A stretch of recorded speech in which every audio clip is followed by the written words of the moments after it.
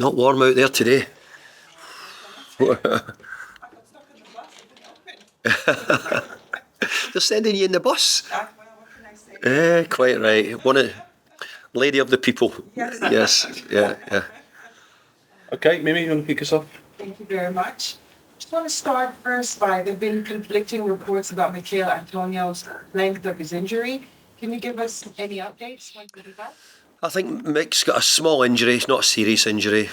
Probably going to keep him out for a couple of weeks. So I don't see it being too serious. No. Would that be maybe 2 weeks, less than a month, or? I think about 2 weeks, maybe, give or take. Well, I don't want to be nailed down to exactly the time span, but I think maybe 2 to 3 weeks, something like that, might be his time. And what about Jared Bowen? What's the update? Will he be available for this weekend? We hope so, but it'll be a decision we make tomorrow. We won't be making a decision on that today. And Nayef Aguerd, we heard that he was unwell yesterday. Any updates if he'll be good to play this weekend? This is like a doctor's surgery here at the moment. You're the way your house, mate. Naif has come back. It's been difficult for a lot of the international boys. You know, a lot of them have had really late returns this trip for whatever reason. But no, we're hoping Naif will be okay. Yeah. And what about Coufal? He was sent back during the international break. Who's that? Yeah. Oh, he's fine. He's been back. He's been back, and no, we're fine with him, and he's in good condition. Yeah. And for you, what do you make of your former club Everton getting 10 points deduction? I'm really disappointed for the club generally.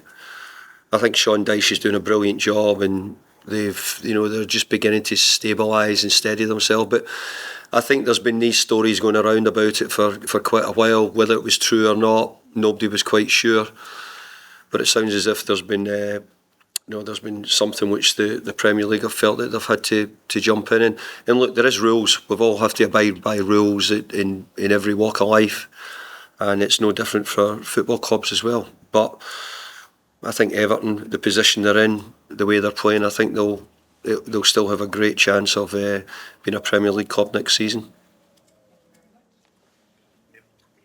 Hi David, good afternoon. Hi. Overall, it's been a positive start to the season. What satisfied you the most so far, and what's the biggest improvement you want to see? I think we scored quite a few goals. I think we're trying to play slightly more open than we've been, but in turn that's causing us that we've conceded quite a lot of goals, which I'm really disappointed about.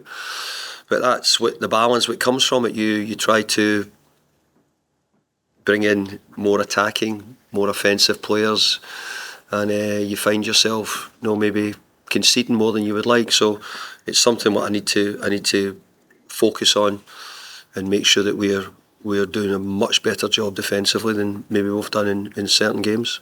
We just had the last international break for a while. Very busy schedule ahead.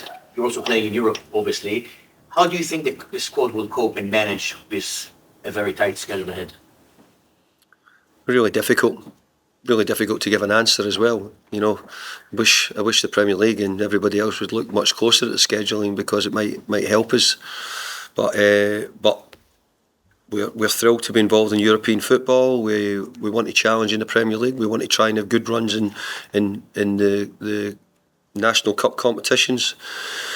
So if you want to do all that, then it's obviously a punishing schedule, but we go with it, and we'll sort of take every game as it comes and hopefully do as well as we can. Burnley this weekend, what's the biggest challenge of facing them now?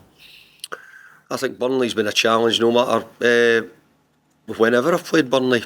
I used to play a lot against them, used to manage a lot against them when I was manager of Preston North End, and through the years it was always a tough place. It's a different style now, Burnley, from where it was. I think Vincent's done great getting them up, playing the way they're doing, and it's another incredibly tough game, and it's always over years been a tough place to go and play. The way Burnley started the season, that's surely another evidence of how big is the gap between the Championship and the Premier League, obviously. You wouldn't have said that last year when Fulham came up, I think it was, and when Forest. You wouldn't have said that. Last year was probably the toughest year in the Premier League I've ever known. as far as, certainly the bottom half of the league, the competition. You only need to look at the sides who got relegated last year, Leeds United, Leicester City, but to name two, I think last year was as tough. So I think the teams coming out of the Championship in the main are doing a really good job. But obviously there'll be years when it's not quite like that. Maybe last year was, I wouldn't call it a one-off, but because I can remember the year I was a manager at Preston, I think Bolton, Fulham again, and Bolton, Fulham and Blackburn came up and never went out of the Premier League. They stayed up, the three teams stayed up that next year in the Premier League. So there is years where it's happened. This year's looking a little bit tougher for them, but I don't think I would put the title that necessarily shows the gulf between the Championship and the Premier League. I'd certainly not put that title to it. And last season at this stage, 6 managers lost their jobs. So far this season, none. What do you think it tells us about the competition so far in the Premier League this year? And maybe in terms of relegation now?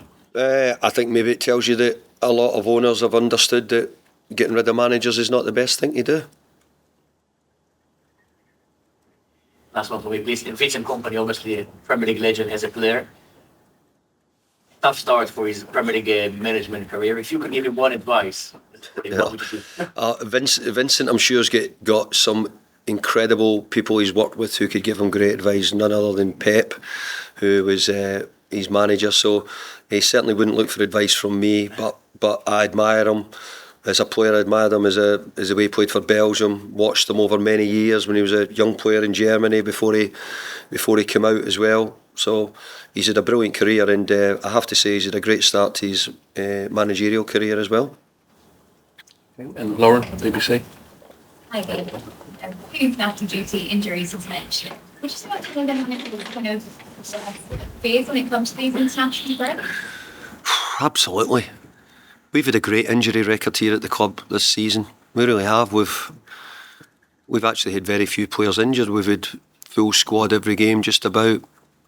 And I mean, now we've got players injured on international duty, so that's a blow, because if it's on our watch and they happen in our training or it happens in the games, then it's part and parcel. But I think when they go away with the national team, it becomes even more galling that they come back injured. You say this is maybe one of the toughest international breaks for you as a manager when it comes to injury? Yeah, possibly, but I think it's part of I want to have international players, because it tells me that I'm getting some of the best players from whatever country they come from if they're internationals for their country. So I want my players to be playing for their country. I'd like more. I want more to be selected if possible. But the downside of it is if they come back with injuries. Speaking of Burnley as well, it's been a little bit of a struggle so far. How tough is it as a manager when you're trying to get the team out of the relegation state? Well, it's incredibly tough. I've had it a few times, and sometimes it's worked, sometimes it's not. It's a really difficult job to do. It's a different part of being a football manager. A lot of stress with it, worry, because you're so desperate to get away from the bottom end of the table. So it's not something I've enjoyed, not something I really want to do again if I can help it. Finally, when it comes to the Everton deduction, it's been mentioned already. What are your thoughts when it comes to this and when it comes to other clubs that may have been accused of breaking the rules? And do you think that Everton might have been singled out? They may have done. What are your Well, I couldn't really give you my main opinion about what other clubs have done or not done, because it's not for me to judge that. The Premier League, if they think that there's other things going on, then they have to handle it the same way. You just can't pick out one and not deal with others. But overall, I'm disappointed for Everton because they're my old club. I've had brilliant years. We ran a very, very tight ship over. I had 11 years there as manager where we didn't have a lot to spend. We fought hard to try and be in Europe most years. And we gave lots of young players debuts, and people get opportunities to play. So I hope Everton bounce back.